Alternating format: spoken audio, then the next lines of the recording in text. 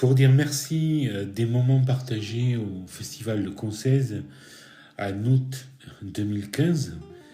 Je vais vous lire un texte écrit durant le temps de confinement du début avril 2020 au début mai 2020 et dont le titre est « Comment oublier le peu ». Le jour d'après, il me reste à déplier la lumière. Elle a dit adieu au mur, à la maison, sans doute hier soir, peut-être hier soir. Je ne sais plus. Quel jour sommes-nous ? A-t-il fait nuit ? A-t-il fait jour ? Je ne sais plus. Le temps a-t-il eu lieu d'être ?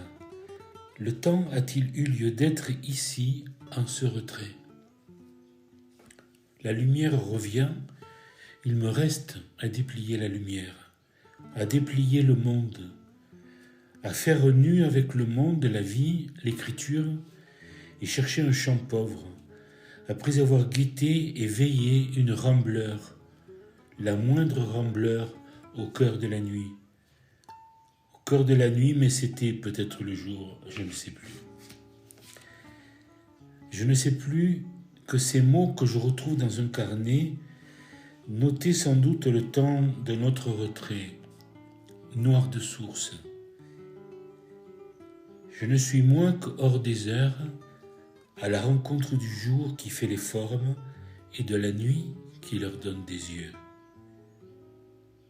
Crois-tu que le jour t'éclairerait si tu n'étais pas l'œuvre de la nuit ? L'outre noir.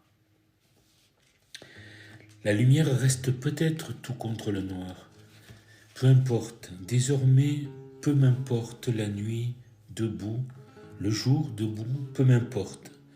Le jour d'après, quand la lumière revient sur les murs, sur la maison, je reprends un pas d'oubli, un autre pas d'oubli, me promenant autour de la maison. Et la lumière fait les formes. Et un oiseau laisse soudain une phrase dans le bleu du ciel qu'il me faut lire, les yeux levés dans la lumière et les formes.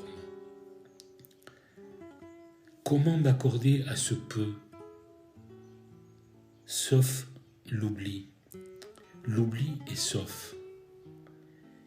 L'oubli a peut-être lieu d'être ici. Nous avions oublié l'oubli, et il est resté avec quelques mots dans l'abri, dans la resserre, près des outils à main, de terre à ciel, près de la maison.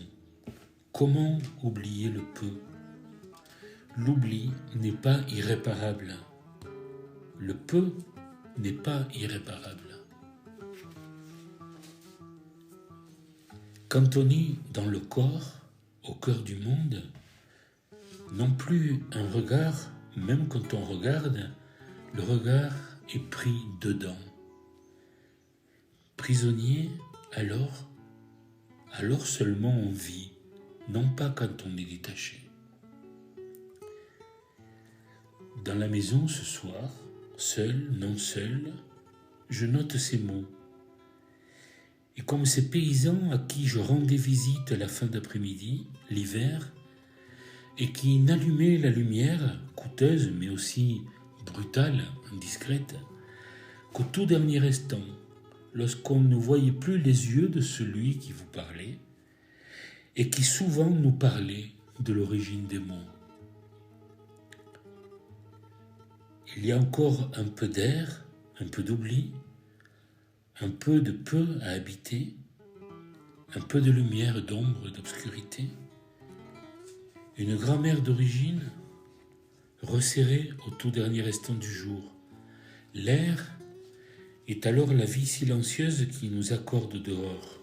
Restez proche, même si dehors il est le plus souvent à nos yeux, qui nous accorde au-dedans, à nos yeux, l'air doux ou cinglant, l'air est la vie invisible de la vie.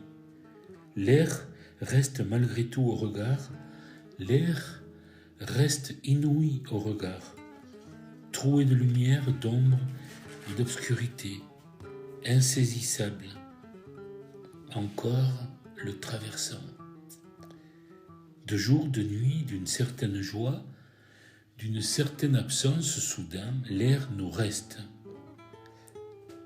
Comme une question, que reste-t-il ? Que nous reste-t-il ? L'air du dehors. Et l'air du dehors reste au-dedans.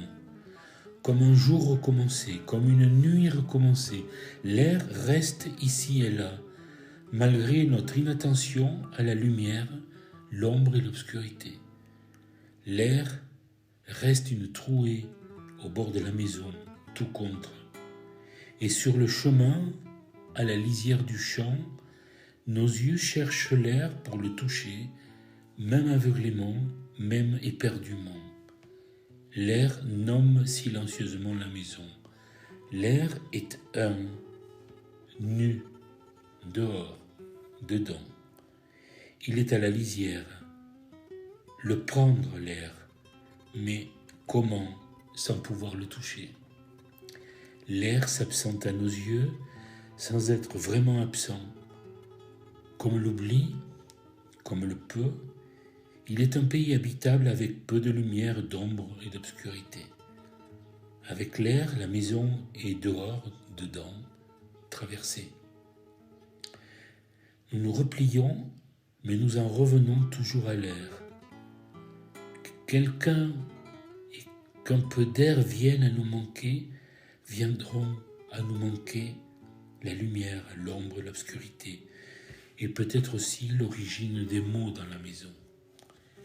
Nous ne voyons pas le temps passer, nous passons notre temps à effleurer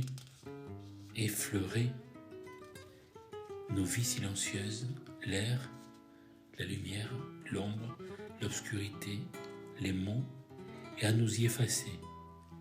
Les yeux y prennent l'air, la lumière, l'ombre, l'obscurité sans les toucher, cherchant encore l'invisible, tout contre le visible, et nous les oublions trop souvent. La maison est un mot, mais le mot est une maison. Nous les recommençons, nous y restons à demeure, nous traversons dans le secret de l'air, de la lumière, de l'ombre et de l'obscurité. Tout d'abord, fait-il jour? Fait-il nuit? Tout d'abord, il y a cette maison et ce mot, puis un autre, et ils viennent dans l'origine des mots, dehors, dedans, pour ne pas finir. Comment oublier le peu? Le corps, la parole, étaient supportés par l'air des choses. Ne serait-ce que la maison, dehors, dedans, le temps d'un retrait, ne serait-ce qu'un seul mot, dehors, dedans, ils viennent à trop souvent nous manquer eux aussi. Dans ce texte, il y a quelques phrases brèves de Joël Bousquet, de Philippe Jacotet, de Valère Novarina, de Jean-Pierre Saint-Yves et de Pierre Soulages.